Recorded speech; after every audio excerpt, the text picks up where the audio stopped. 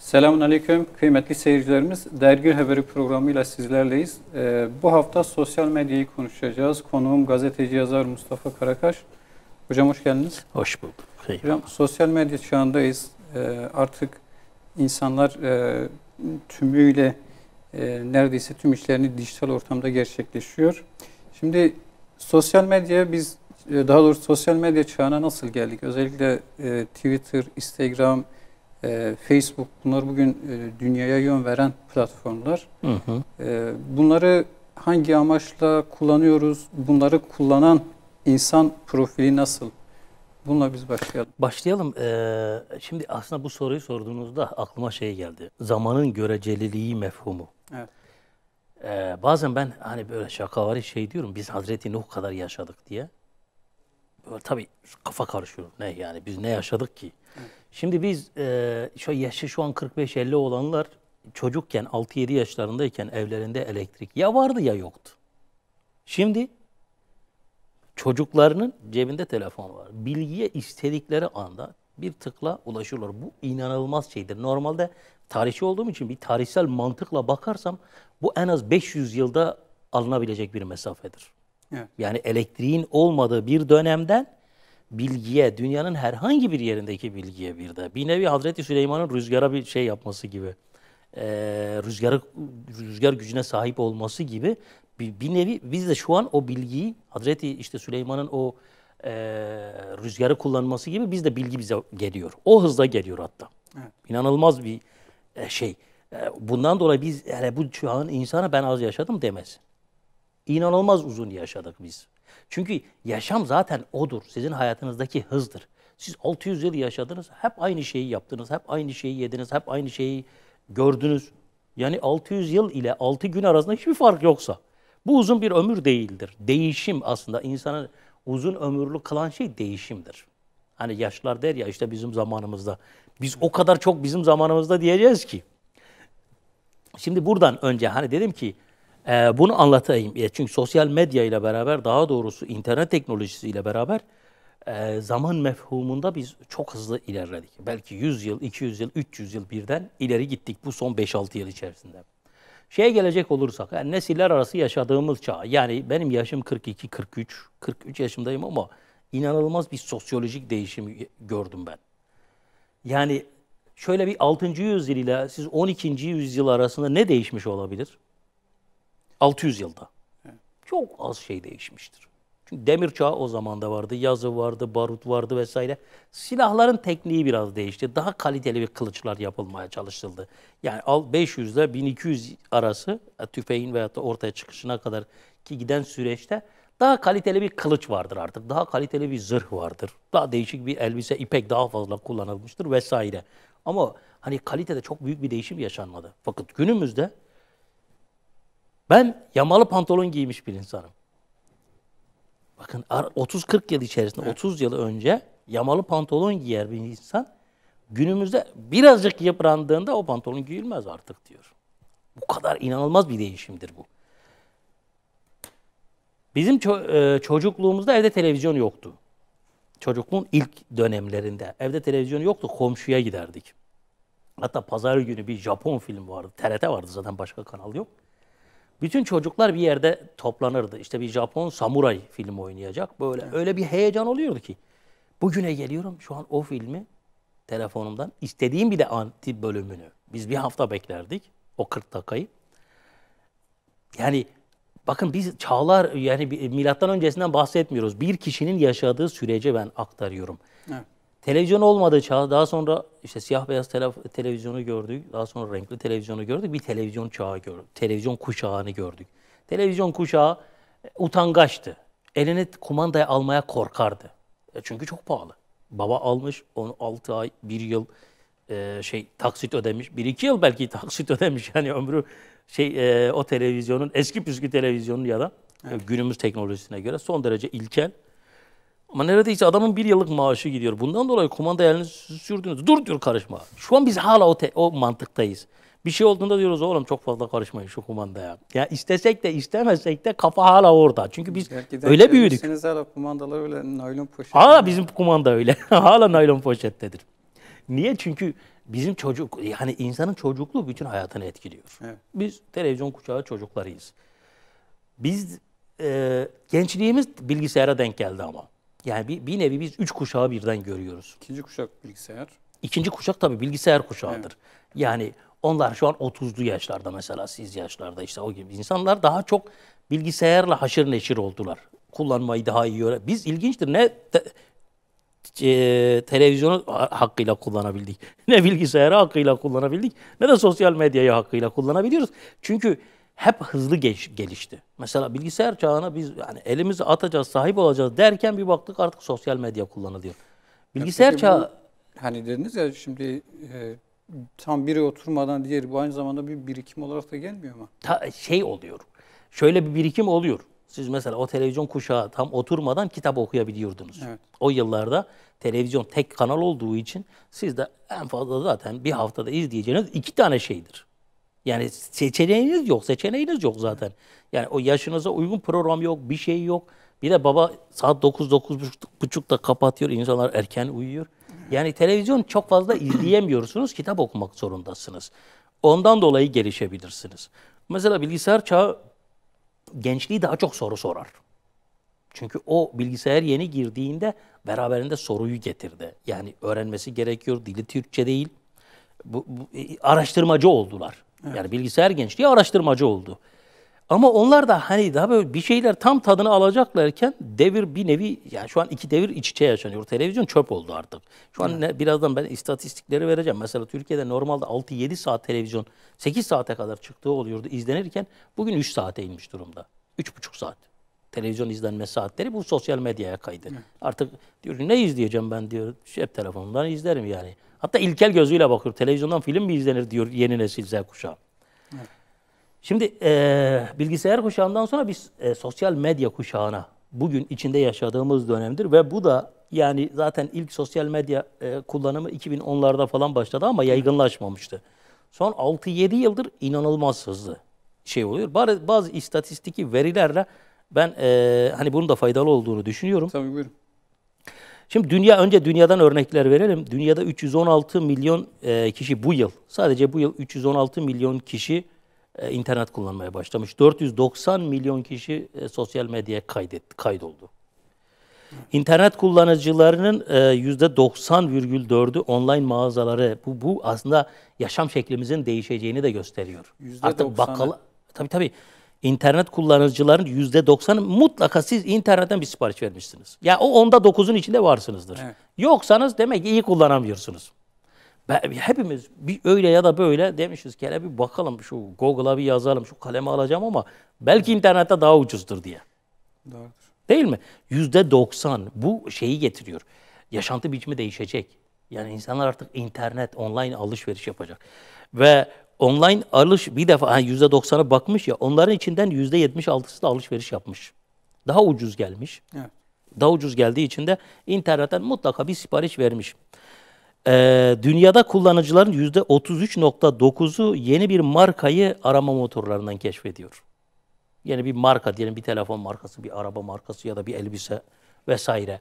Bunu artık internetten, bakın bu çok inanılmaz bir şeydir. Çünkü televizyon dediğimiz şey 50-60 yıllık bir şeyi olan, kökü olan ve her evde var. Her evde neredeyse olan bir alet. Bugün televizyonun payı %32'dir, internetin payı %34'e çıkmış, %33,9. Yani internet televizyonu geçti. Evet. Reklamda, markalaştırmada. Dünya nüfusunun %60'ı internet kullanıyor. Bu da 4,5 milyarı geçiyor, 4,66. Evet. Aktif sosyal medya kullananlar %53. Türkiye'ye gelecek olursak Ocak ayı verilerine göre Türkiye'nin nüfusu 84 milyon 690 bin. İnternet kullanıcısı %77. Hocam %30 kalıyor. Onda çocuklar var. Bebekleri sayarsak çocuklar var, çok yaşlılar var. Evet. Yani dikkat edin, 84 milyonun 65 milyon,8 bu Ocak verisi 66 olmuştur. 66 milyon insan internet kullanıyor. Neredeyse artık internet kullanmayana şey diyor. Allah Allah, internet de yokmuş. Çok fakirsiniz. Evet. Denecek duruma geliyor. Yani cepte, evde vesaire. Bu 2002 yılında 3,7 milyon artmış. Pandemi var ya, inanılmaz değiştirmiş sosyolojiyi. Yani 3,7 milyon, ya 4 milyona yakın insan internete girmiş. Ya telefonla ya evden eve bağlamış. İnternet kullanmaya başlamış. Evet. Veriler, çok ilginç veriler var. Mesela diyor ki 806 bin kişi Türkiye'de internet ve sosyal medya kullanmaya başlamış. 806 bin kişi internet, bir dakika, 2020 yılına oranla, pardon. Baştan alayım. Sosyal medya kullanıcılarının nüfusa oranı %70,8. Evet. Bu da 60 milyon. Geçtiğimiz yıla göre, yani 2020 yılı 2019'a göre 6 milyon kişi kullanmaya başlamış. Sosyal medya kullanmaya başlamış. 6 milyon kişi Türkiye'de. Evet. Yani pandemi bizi tam köleleşti. İnternet kölesi haline getirmiş. Bu kadar sanırım yeter. Televizyonla ilgili belki birkaç şey eklenmek gerekirse. Oranlarınız varsa onları bizimle paylaşın. Yani bu neyle ilgili? Twitter var, Facebook var. Onlar da var. Snapchat onlar da var. Instagram var. Söyleyelim, mesela Türkiye'de 30 milyon kişi Facebook kullanıyor. Yani 30 milyon kişi. Bunun %34'ü kadın, %65'i erkek. Evet. YouTube kullanan kitle sayısı 50 milyonu aşmış durumda. 50 Belki bu YouTube açarken kanal kurmak gerekiyor ya. Belki muhtemelen odur. Evet. Yoksa sayı daha yüksektir. Bunun %50'si. YouTube'da kadınlar ve erkekler birbirine denk. Sadece YouTube'da bu denklik var. Yani birbirine çok yakın. Biri %50,8 nüfus popülasyonu gibi. Bu da kadınlarınki %49,2. Instagram kullanıcı sayısı, ben buna çok şaşırdım. Ben Instagram'ın bu kadar yayıldığını bilmiyordum. Demek ki biz kuşağı kaçırıyoruz. Ben Facebook'un çok kullanıldığını zannediyordum ama evet. Instagram kullanıcısı sayısı 46 milyon. Alt kesim var ya, demek full kullanıyor. Instagram kullanıyor. Geçen yıla göre 2019 yılına göre geçen yıl %4,5, yani 2020 yılı diyelim daha doğrusu, %4,5 artmış. Yani pandemi sürecinde %4,5 evet. artmış. %57,8'i erkek, %42,2'si kadın. LinkedIn var. Bu aslında daha çok için, iş bulmak için kullanılan bir uygulama. Onu 10 milyona yakın kişi kullanıyor. 10 milyon kişi aslında bir nevi ya işinden memnun değil ya da iş arıyor. Hülasa bunu da kullanıyor. Snapchat var. Bayanların çok rağbet ettiği bir uygulama. %68,9 bayanlar Snapchat kullanıyor. Erkeklerin %29'u, %30'a yakını kullanıyor. Ve Twitter Türkiye'de gündem belirliyor. Evet. Aslında baktığımızda buradaki veriler içerisinde Snapchat dışında en düşük olan, kullanıcı sayısının en az olduğu, ama yani Türkiye'yi böyle özellikle politika yürütenler zanneder ki Türkiye'yi Twitter kullananlar yönetiyor. 13 milyon kişi. 13 Toplam kullanıcı mı? Evet. 13,6. Evet. Ama biz Twitter öyle bir güçlü ki, çok siyaset olduğu için, bakın dikkat edin, Instagram Twitter'ı 3'e 4'e katlıyor. 46 milyon nerede, 13 milyon nerede, ama Twitter'ın gücü fazla. Etkileşim sağlıyor. Yani Twitter'da siz yaptırımda bulunabiliyorsunuz. Yani savcıyı harekete geçiriyorsunuz. Yani gözaltı yaptırabiliyorsunuz. Kadınlar bu Twitter'da pek aktif değiller. %13,4. Erkekler ise %86 oranında Twitter kullanıyorlar. Bundaki neye bağlıyorsun? Snapchat'te bir kadın yoğunluğu var, kullanım. Şimdi kadın tam tersi. Sevmez. Kadın gerginliği sevmez. Kadın kavgayı sevmez. Şimdi neye bağlıyorum? Twitter kavga yeri zaten. Cenk meydanıdır. Öyledir yani. Twitter'ın Türkiye'deki kullanımına bakın, resmen cenk meydanı gibi bir şeydir. Evet. Yani çok politiktir. Ama Snapchat açık söyleyeyim, ben kullanmıyorum. Evet. Ama uygulaması, video paylaşım uygulaması, resim paylaşım uygulaması bir nevi aile albümü. Keza Instagram da öyle bir şey. Aile albümü gibi bir şeydir. Yani insanlar kendi fotoğraflarını, ailelerin fotoğraflarını vesaire, videolarını paylaşıyorlar. Buradan varıyorum. Türkiye'de diyorlar ya, çok kutuplaşma var falan, şu var, bu var. Bence bu bir algı operasyonu.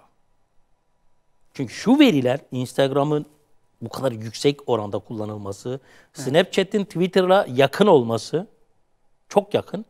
Twitter'ın sayısının bu kadar düşük olması bana öyle geliyor ki toz duman çok fazla olduğu için zannediyoruz ki bütün Türkiye kavga halinde. Bu gerginlik böyle sosyal ağlara baktığımızda Twitter'da daha çok Twitter'da var. Tabii. Diğerlerinde yok. Evet. Diğerlerinde, Facebook'ta biraz var, zaten engele basıyorsunuz, kurtuluyorsunuz. Evet. Ama Twitter'da çok fazla oluyor. Yani linç psikolojisi daha çok Twitter'da var. Mesela Instagram'da yok. böyle şey. Snapchat'te dediğim gibi video uygulaması zaten. Hani resim paylaşıyor sadece. Siyasi değil yani. Buradan anladığım kadarıyla toplum çok kamplaşıyor, geriliyor falan filan. Bunlar tırışkadan hikayeler. Bunlar manipülasyon yani. İnsanlara bunun da şey yapıyorlar. Baskı altına alıyorlar. Toplum gerildi diyerek toplumun refleks göstermesini engelliyorlar. Ya diyor ki aman toplum gerildi, aman cevap vermeyin, şunu yapmayın, bunu yapmayın. 13 milyon kişiymiş hep bir toplum. Yani bu bana bir de bu 13 milyon kişi dediğimiz şudur. Fake hesapları da katarsak acaba bu ne kadar düşecek? Var mı fake hesaplarıyla ilgili bir... Onu çalışmak gerekiyor. Bulmak biraz zor olur. Ama yani şuna eminiz ciddi bir fake hesap Twitter'da var. Geçen nerede vardı? 9 ortalama bir kişinin kaç hesabı Evet vardı? yani ona gelecek olursak şimdi izleyici şunu diyebilir. Ya hocam siz öyle bir sayı çıkardınız ki YouTube 50 milyon, Instagram 46 milyon, etti 96 milyon. Türkiye nüfusunu geçtik. Şu 9.4 bir kişi 9.4 hesap kullanıyor. Ya bu ne demek? Ben hem Facebook kullanıyorum, hem YouTube kullanıyorum, hem Instagram kullanıyorum, hem LinkedIn, hem Twitter, hem Snapchat vesaire. Başka şeyler var. WhatsApp'ı var değil mi? Signal'ı var vesaire vesaire. Yani Türkiye'de ortalama bir kişi 9.4 uygulama kullanıyor. Bu demek ki telefonumuz çöplük gibi olmuş. Evet. Öyle yani. Bu aynı zamanda şeye geliyor. Şu sonucu bende doğuruyor. 9.4 o evdeki zavallı çocuk aylardır başının okşanmasını bekliyor. Bizim hanım, yenge, öbürü vesaire. Başkalarının çocuğunun böyle sosyal medyada başını okşuyor. Başkalarının çocuğu ay ne şeker, ay ne tatlı diyor. Bizimki annenin eteğini çekiyor. Bende böyle bir sonuç doğurdu. Yani 9.4 hesap ne demek yani? Her birine yarım saat baksana zaten yani sosyal medya kullanımı da çok yüksek. Saate vuracak olursak hani o başka sorunuz var mı bilmiyorum ama televizyonu geçmiş durumda. Evet. Ya ortalama 7 küsur dakika saatti. Ortalama internet kullanım yaşı 8 saate yakın. 7.49 muydu? 7.50 öyle bir şey. Tam net şeyi bulabilirsem bilmiyorum ama ya 8 saate yakın. Bu ne demek biliyor musunuz? Biz normalde günde kaç saat uyuyoruz? Ortalama bir insanın uykusu 8 mi? 8 saattir. 8 saatte internetteyiz. Ha bu şudur, şunu söyleyeyim mesela internet üzerinden çalışanlar var. Bunların hepsinin ortalamasıdır tabii. Evet. Ama adam da var ki sabah gözünü açınca internetini açıyor. Gözünü kapayıncaya kadar şişiyor kurbağa gözü gibi uykusuzluktan. Evet. 2'lere, 3'leri, 4'leri buluyor. Şey yapamıyor. Zaten bunu kullananlar, adamlar şeyi bile biliyor, hesaplıyor. Mesela mavi zeminli renkler kullanıyorlar. Uykunuzu kaçırsın diye. Evet. Tabii geceleyin siz daha fazla kalasınız diye mavi dikkat edin uygulamaların çoğunda alt zemin mavidir. Bu aynı zamanda uykuyu dağıtan bir renk. Evet. Maviye baktığınızda uykunuz kaçar. Ne yapıyor? İşte bizimki normalde saat 9'da gittim falan diyor sonra bir Facebook'u açıyor. Bir bakıyor saat 3. Evet. Hocam şimdi bunlardan bahsediyoruz. Bir işte kullanım oranlarının yüksekliğinden, kullanıcı sayısının yüksekliğinden. Şimdi aile dediniz, burada aile ve topluma etkisi ne oluyor bu sosyal platformların? Ne gibi bir olumlu ya da olumsuz? Yani bu ben gözlemlediğim kadarıyla sosyal sonuçlar ortaya çıktı. Çünkü bir sosyal olayın ya da bir uygulamanın sosyal sonuçlarının ortaya çıkması için biraz zamana ihtiyaç vardır. Birden çıkmaz. Evet. Zaman içerisinde siz sosyal sonuçlarını görürsünüz. Mesela Türkiye'de boşanma oranları niye artıyor sizce? Refah seviyesi yüksek. Ya son bu birkaç yıllık krizi çıkaralım. Normalde refah seviyesi yüksek değil mi? Yani evet. Hangimizin babası bizden daha iyi yedi içti? Doğru mu? Hangimizin babasının evi bizimkimizden daha kötüydü? Bizim normalde refah seviyemiz babamızınkinden zenginlik demiyorum, refah seviyesi diyorum. O bizden daha zengin olabilir. Toprak ağasıydı, toprakları vardı. Ama bizden daha müreffeh bir hayat yaşamadı. O doğalgazlı evde oturmadı. Doğru evet. mu? Günde 3 öğün mutlaka yemek yemedi. Mutlaka et olsun, tavuk olsun, şu olsun, bu olsun demedi. Böyle bir ortalama yaşam ama eşiyle mutluydu. Boşanma oranları o kadar düşüktü ki.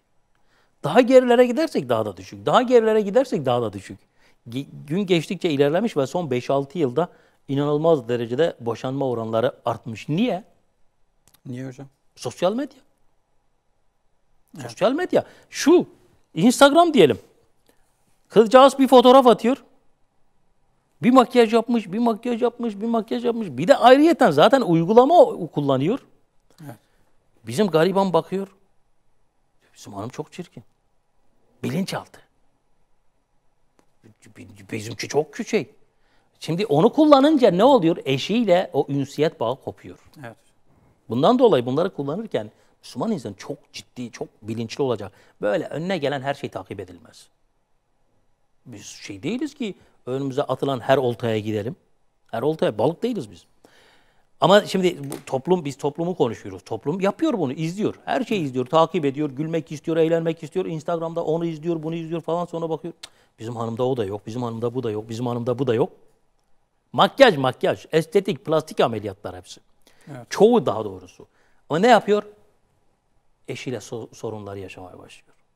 Gariban bakıyor, zaten kocanın ilgisi yok. Saatlerce zaten Instagram'da takılıyor, şurada takılıyor, burada takılıyor. Bakıyor ki aile mefhumu çatırdıyor. Kadın da diyor ben de o zaman bir sayfa açayım, ben de takılayım. Evet. Ben de izleyeyim, ben de takip edeyim ve şey bitiyor. Hani bazen böyle şöyle bir espri vardır sosyal medyada, muhtemelen sizler de rastlamışsınızdır. Diyor bugün elektrik kesildi, evdekilerle konuştuk, ne kadar iyi insanlarmış. Şöyle bir güzel bir espridir. O hale gelmiş yani. Şimdi kadın saatlerce, günde 7-8 saat diyoruz ya. Erkek keza aynı şekilde sosyal medyada başkalarına iyiliği anlatıyorlar. Evet. Başkalarına güzelliği anlatıyor. Hep başkaları için yaşıyorlar. Ya ve herkes burada maske takıyor. Onu da anlatmak gerek yani. Burada herkes iyidir. Sosyal medyada tek bir tane kötü yoktur. Herkes kötülüğe karşıdır. Bu kötülüğü de kim yapıyor onu bilmiyorum. Yani dikkat edin, hangi platforma girerseniz girin, herkes insanların bencilliğinden şikayetçi, insanların kaypaklığından, insanların güvenilmezliğinden şikayetçi. Peki bu güvenilmezler kim? Evet. Onlar da sosyal medya kullanıyor. Neye geliyorum? Maske takıyoruz. Gerçekçi olmuyoruz ve bu bir toplumu çökertir. Ben hani kullanmayın demiyorum. Ben tahlillerimi ortaya koymaya çalışıyorum. Bu aynı zamanda demek ki insanların ruh sağlığını da bozuyor. Tabii ki. Yani insanlar, boşanma oranları bir yerde artıyorsa, intiharlar artmışsa orası ruhsal olarak çökmüştür. Çünkü biz bir toplum değiliz. Şunu söyleyeyim. Medeniyet değerleri 100 yıl önce kesilmiş bir toplumuz. Biz buna denir, bir bitki, bahçıvanın yetiştirdiği çiçekler değiliz. Biz kendi kendimize yetişmişiz. Evet. Bahçıvansız yetişmişiz. Her çeşit sorunumuz var. Budanmamız gereken çok yer var. Biz İslam medeniyetinin çocukları değiliz biz.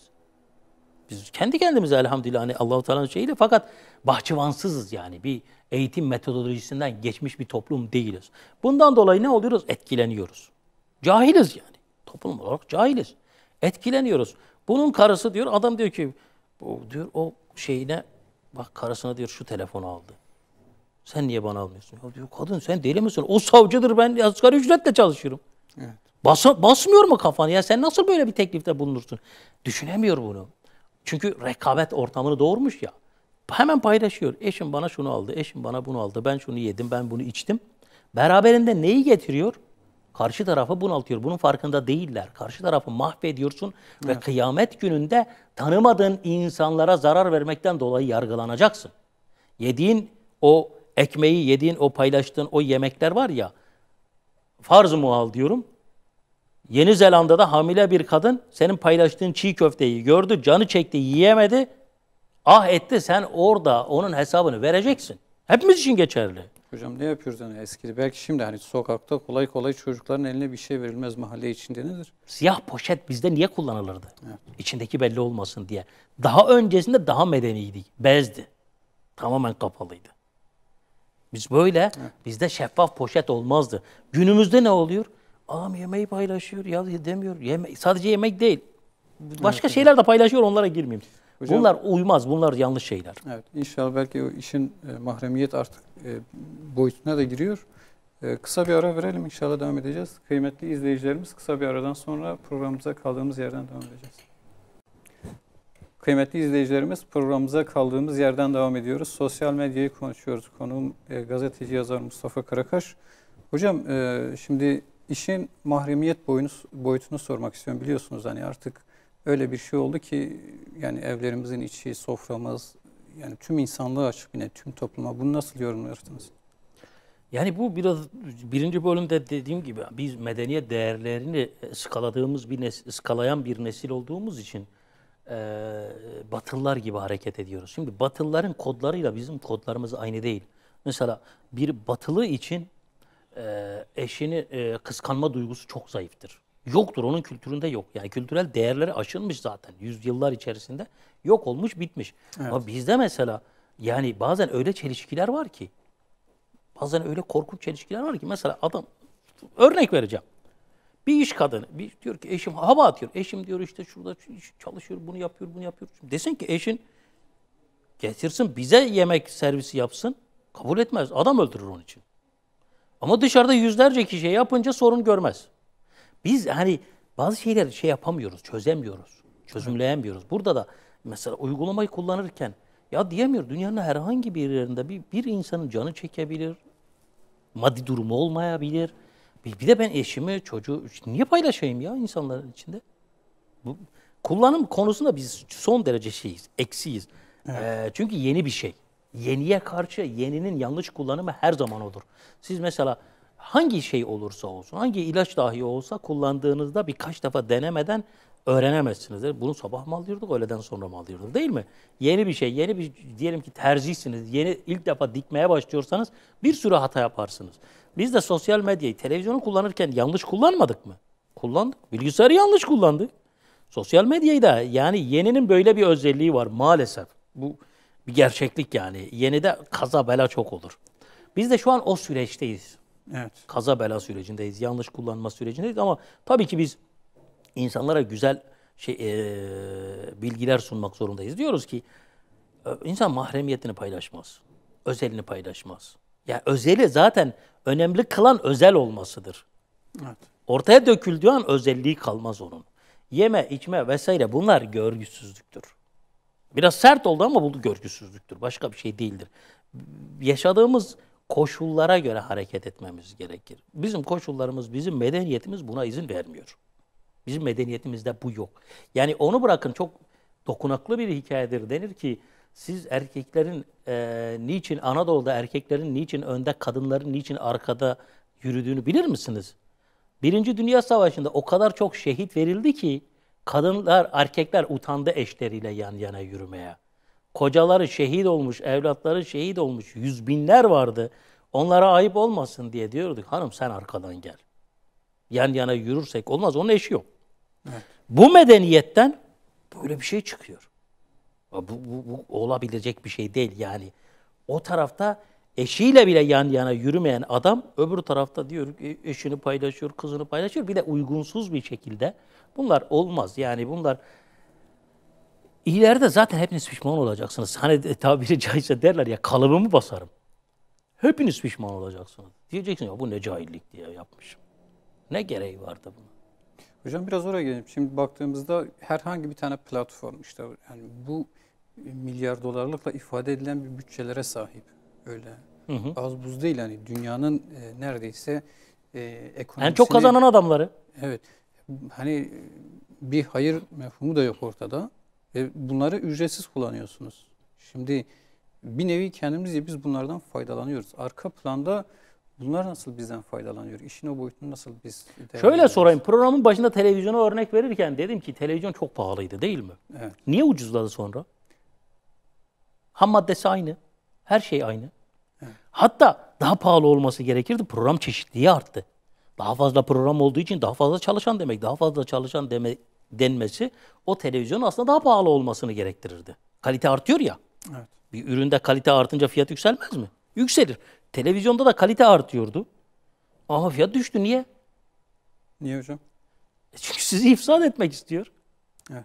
Çünkü sadece şey değil ya, biz sadece İslami çerçeveden bakmayacağız. Genel olarak da bakacak olursa bir meselenin ifsat boyutu var. Sizi dönüştürüyor. İki, sizi müşteri haline getiriyor. Siz giydiğiniz takım elbiseyi kendiniz mi seçtiniz zannediyorsunuz? Yok, biz mi seçiyoruz bunları? Biz seçmiyoruz. Her şeyi onlar seçiyor. Nasıl? Şimdi film izliyorsunuz, o elbise var. Evet. Bilinçaltınıza o kadar bir itiyor. Bir bakıyorsunuz ki farkında olmadan mavi kullanıyorsunuz. Çünkü hep mavi gördünüz. Yani adamlar sizi müşteriye dönüştürüyor. Televizyonla bunu iyi sağladılar. Dikkat edin, mesela 1970'li yıllara bakın. 1970'li yılların modasına bakın. Herkes aynı giyiniyordu. İşte uzun paça, İspanyol paça, moda oydu. Hepimize İspanyol paça, geniş işte fauller, Evet. uzun bir saç şekli. Herkese kızlar mini etekli olacak. Çünkü televizyon kültürü dayattı. Televizyon kendi kültürünü oluşturdu. Kızcağız film izliyor. Aa bu böyle giyinmiş, ben de giyineceğim. Ve giyindi. Toplumu dejenere ediyor. Bir dejener, iki müşteri olmaz. Seni müşteriye de dönüştürür, mal satıyor sana. Sosyal medyada da siz yani Facebook'un dünyanın en fazla kazananlarından biri. Bedava indiriyorsunuz. Bir para da ödemiyorsunuz. Nasıl kazanıyor? Ya herhangi bir şey aidat ödemiyoruz biz bu adamlara. Nasıl kazanıyorlar? Reklamdan kazanıyor. İnanılmaz derecede reklam alıyor. Reklam kazanıyor.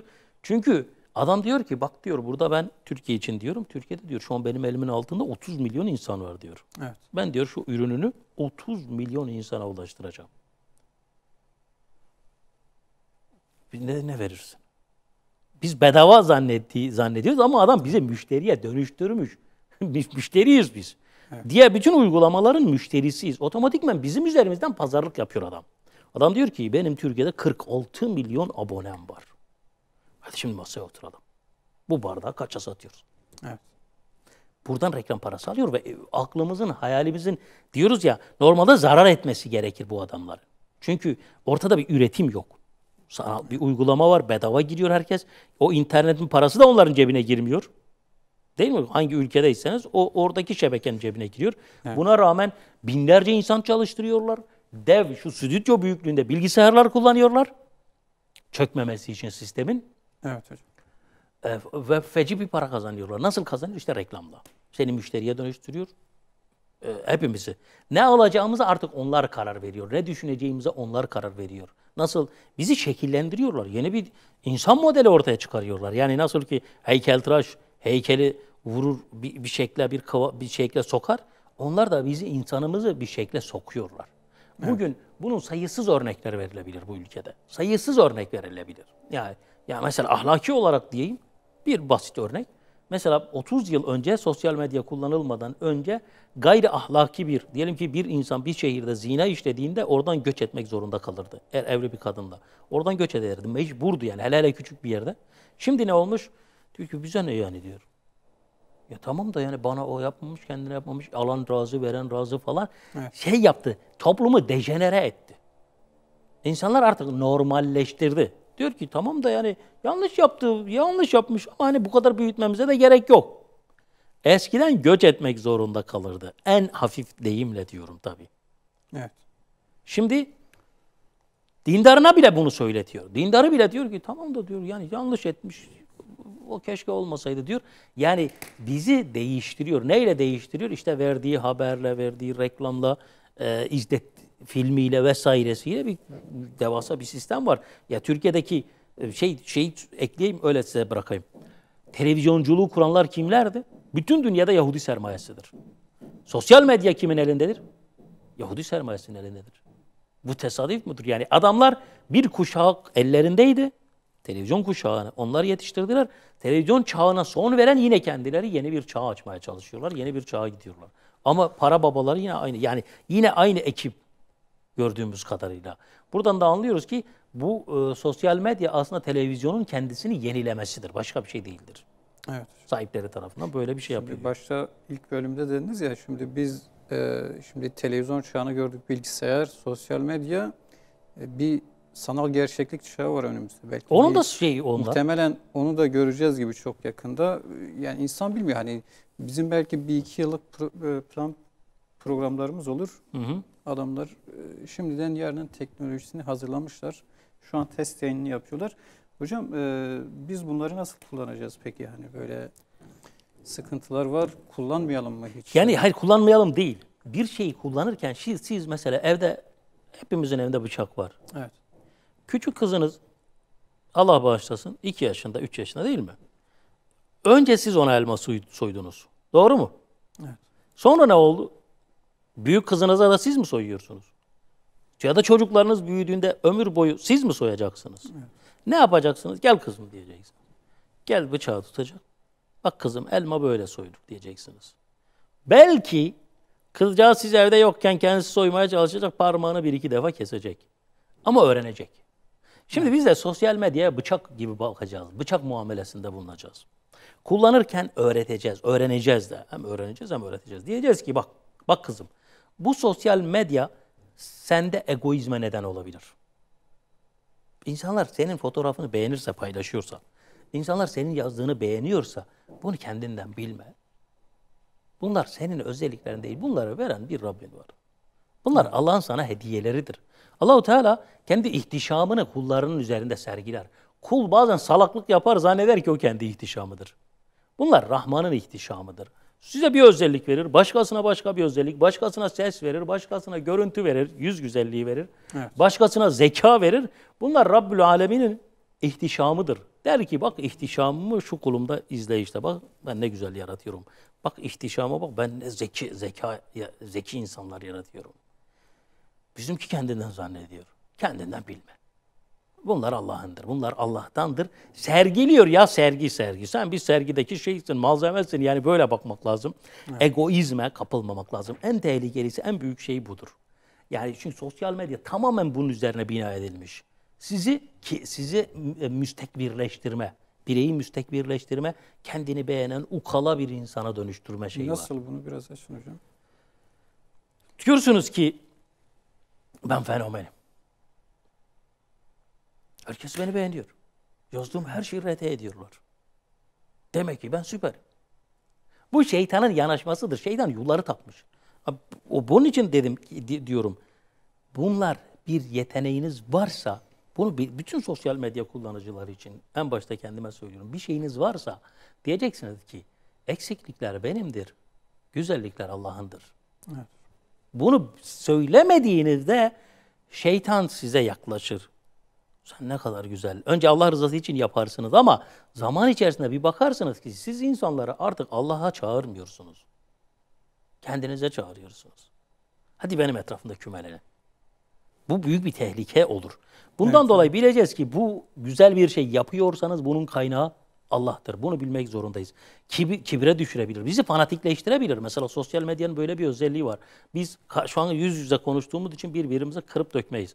Ama sosyal medyada bir dakika diyor, bağırıyor, çağırıyor. Yani kelimelerle bağırıp çağırıyor, hakaret ediyor. Evet. Yaş mefhumu yok ya sosyal medyada. Yani adam demiyor ya bir dakika sen 20 yaşındasın. Babanın arkadaşıyla konuşuyorsun be. Velet bu ne biçim cümle? Biz yine diyorum biz batılı ülke değiliz. Batı'da öyledir. Batı'da şeyler zayıf olduğu için, aile değerleri zayıf olduğu için çocuk babasıyla ya da babasının arkadaşı zaten filmlerde izliyoruz değil mi? George amca yoktur, George vardır. Babasının arkadaşına George sen ne yapıyorsun der. Onlarda amca dayı yoktur. Mesela yaşça büyüğe amca, dayı, teyze, hala yok. Herkese ismiyle seslenir. Çünkü herkes aynı yaştadır Batı'da. Evet. Sosyal medyada da herkes aynı yaştadır. Biz aynı yaşta olamayız ya. Bizim bir kültürümüz var, bir değerlerimiz var. Biz büyüğümüzü, küçüğümüzü bilmek zorundayız. Sosyal medya kullanıyorsunuz. 16-17 yaşındaki delikanlı bakıyorsunuz 60 yaşındaki adama hakaretler ediyor. Ya bu çok çok büyük bir ayıptır. Bunlar kesinlikle şeydir. Parazittir. Bizi mahveder. Mesela ne yapıyor? Bizi aceleci yapıyor. Çok çabuk öfkelendiriyor. Çok çabuk kızıyoruz. İhtiram, İslam medeniyetinin özelliği hürmettir. Hürmet medeniyetidir.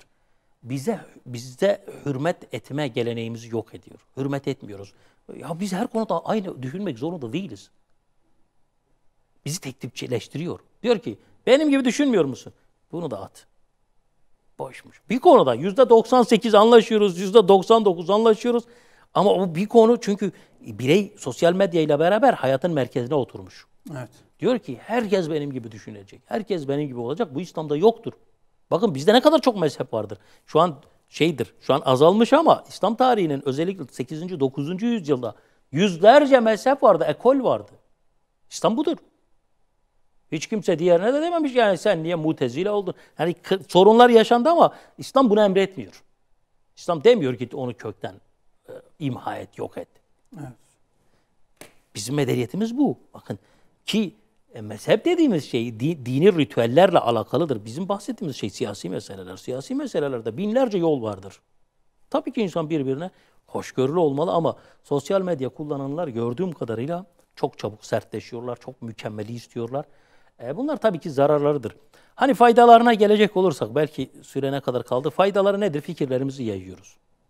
Düşünceleriniz vardır, bir davanız vardır, bir çileniz vardır. O çilenizi siz anlatmaya çalışıyorsunuz. Çünkü yeryüzüne gelme nedeniniz vardır. Biz bu bardağın burada olma nedeni bellidir. Bir nedeni vardır. Bu masanın bir nedeni, bu koltuğun, değil mi? Her şeyin bir nedeni. Telefon ütü yapmaz.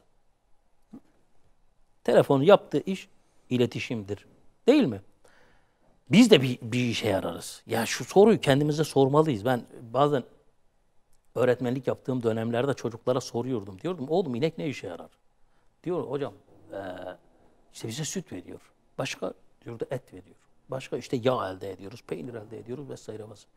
Affedersiniz diyordum, eşek ne işe yarar? Hocam diyordu yük taşıyor, şu işe yarıyor, işte biniyoruz vesaire vesaire. Sonra diyorum oğlum sen ne işe yararsın? Derin işe yaramaz. Etin işe yaramaz. Evet, süt de vermiyor. Süt de vermiyor. İnsan ne işe yarar? Bunu herkes kendine soruyor. Ya beni niye yarattı? Evet. Buna bir cevap verebilmeliyiz kendi yanımızda. Bir cevap verebilmeliyiz. Bir de ben onlar gibi de değilim. Onların da efendisi olarak yaratmış.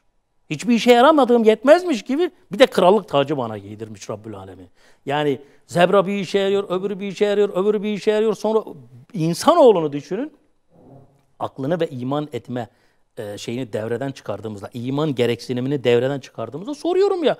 Mesela özellikle Allah'ı inkar edenler buna cevap versin. Ya sen ne işe yarıyorsun bu yeryüzünde? Seni niye böyle ultra yarattı? Üstün yarattı. Mesela sen maymundan da, aslandan da, deveden de, yılandan da üstünsün. Yani fiziksel olarak diyorum. Onları evcilleştiriyorsun. Ya maymun yapıyorsun ya. Ya aslanı maymuna çeviriyorsun. Sirklerde aslan oynatıyor. İnsanoğlu bu. Aslan gibi bir şeyi, bir hayvanı, efsane bir hayvandır yani. Muhteşem bir hayvanı sirkte maymuna çeviriyor. Maymun gibi oynatıyor. Şimdi soru şu. Sana niye bu devasa özellik verildi? Niçin kullanacaksın bunu? İşte bu Allah'ı bilmek içindir. Eğer sen Allah'ı bilmiyorsan bu aleti yanlış kullanmak, bununla ütü yapmak gibi bir şeydir. Boştur, beleştir, hiçbir işe yaramaz. Bundan dolayı biz de sosyal medyayı kullanıyorsak hayatımızın baş noktasına bunu koyacağız. Ben bunu Allah için kullanacağım.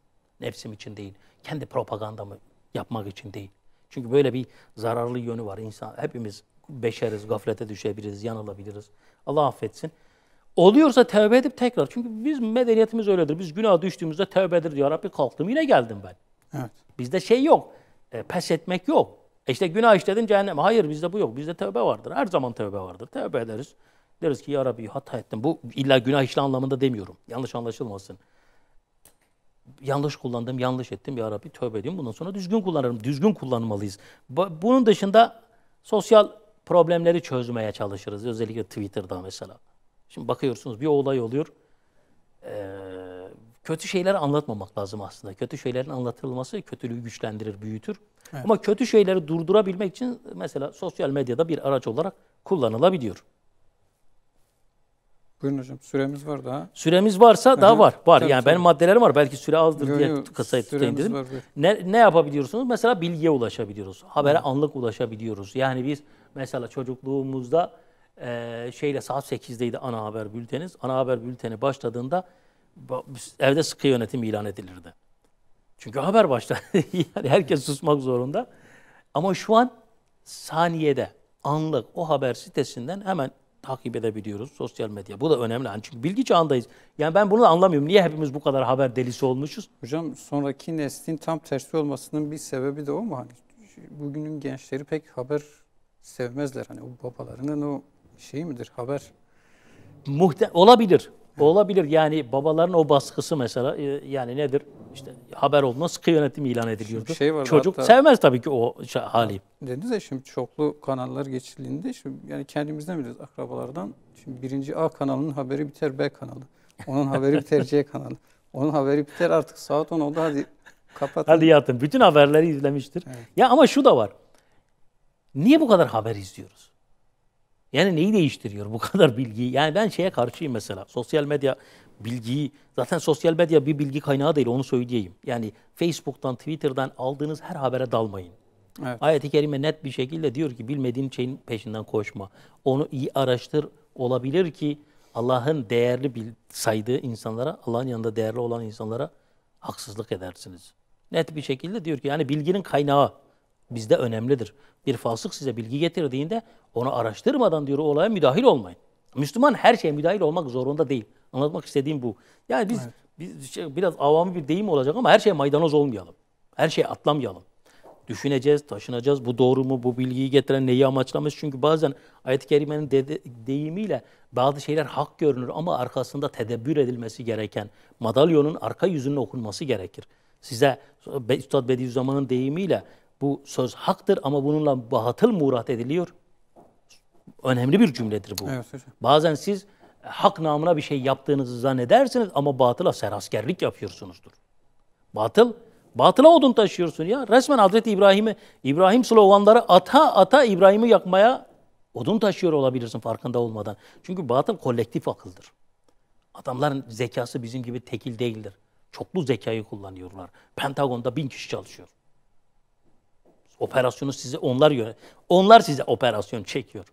Evet. Bu zavallı küçük aklımızla karşı koyabilmenin yolu nedir? Her meseleye dalmayacağız. Bekleyeceğiz. Buradan ne murad ediliyor olabilir? Bir de şu vardır ya bazen ben çözemeyebilirim ya. Sayın Bey sizi beklerim derim abi. Sayın abi bu konular daha iyi bilir. Bakayım o nasıl tepki verecek. Bunu da öğrenmeliyiz ya. Böyle şeyleri yani biz her meselede illa ilk ben hücum edeyim olmamalıyız. Bekleyeceğiz. Sevdiğimiz, takip ettiğimiz insanlar varsa diyeceğiz. Hadi bakalım yani ben çözemedim. Çözemedim demeyi de öğrenelim. Bilmiyorum demeyi de öğrenelim. Sosyal medya bunu da dedim ya hani kibir yüklüyor. Diyemiyor ki ben bilmiyorum. Evet. Korkunç bir şey ya. Bütün alimler öğrencilerine bunu miras bıraktılar. Bilmiyorum demeyi. Bizimki o bilmiyorum demeyi bilmiyor. Bu bir hastalık. Bundan dolayı bilmiyorum diyelim ya. Bazı meseleler bilmiyorum kardeşim yani. Bunun dışında ne ekleyebiliriz? Sosyal medyanın hani kaybettikleri dedik ki aileyle zaman geçirmiyoruz. Çok fazla zaman tüketiyoruz sosyal medyada. Evet. Bu korkunç bir şey ya bu kadar. Ben önemli olduğunu düşünmüyorum sosyal medyanın bu kadar hayatın merkezinde olması gerektiğini düşünmüyorum. Yani ilk bölümde dediniz ya işte hani hemen hemen hiçbir şeye kayıtsız kalmıyoruz. Gördüğümüz o her şeye. İşte bir gariban varsa işte sahip çıkıyoruz, bir mazlum varsa şey yapıyoruz ama bir gerçekten evimizi ne kadar ihmal ediyoruz. Hocam onu geçin ya rol yapıyoruz. Allahu Teala Rabbül Alemin'dir her şeyi bilir. İnsanları kandırmaya gerek yok. Instagram'da Reels diye bir şey var, bölüm var, video. Abi orayı takip edersiniz dersiniz ki burası cennet. Burası Türkiye, cennet yani. Resmen cennete gitmemize gerek yok. Zaten her birey bir cennet melaikesi gibi. Yani öyle videolar çekmişler ki o biri açmış hemen koşmuş ona yemek yediriyor. Bilmem ayakkabısını siliyor. Ya sen evde bulaşık yıkamıyorsun. Ne diye hikaye anlatıyorsun orada? Yok başkasının adamın gitmiş ayakkabısını silmiş. İnsanlar ayet-i kerime yapmadığınız şeyi söylemeyin diyor. Evet. Yapmadığınız şeyin propagandasını yapmayın. Bu propagandadır. Bir insanın yapmadığı şeyi söylemesi propagandadır. Müslüman propaganda yapmaz. Müslüman amel eder. O amelin yoksa sus. Allah affetsin de inşallah biz de o ameli işleriz. Bunlar bize kaybettiriyor. Bizler Müslümanız bir imtihan için yeryüzüne gelmişiz. Toparlayacak olursak. Evet. Biz bir imtihan için yeryüzüne gelmişiz ve yapmadığımız her şeyden sorumluyuz. Biz bunu da kullanırken nasıl ki işimizde, aşımızda yaptığımız her şeyde doğru olanı gücümüz nispetince yanılıyorsak Rabbimiz bizi düzeltsin. Amin. En doğrusunu tutturmaya çalışıyorsak biz sosyal medyada da bunu yapmak zorundayız ama vallahi sosyal medya, evdeki çocuğumuz sosyal medyadan daha değerlidir. Eşimiz sosyal medyadan daha değerlidir.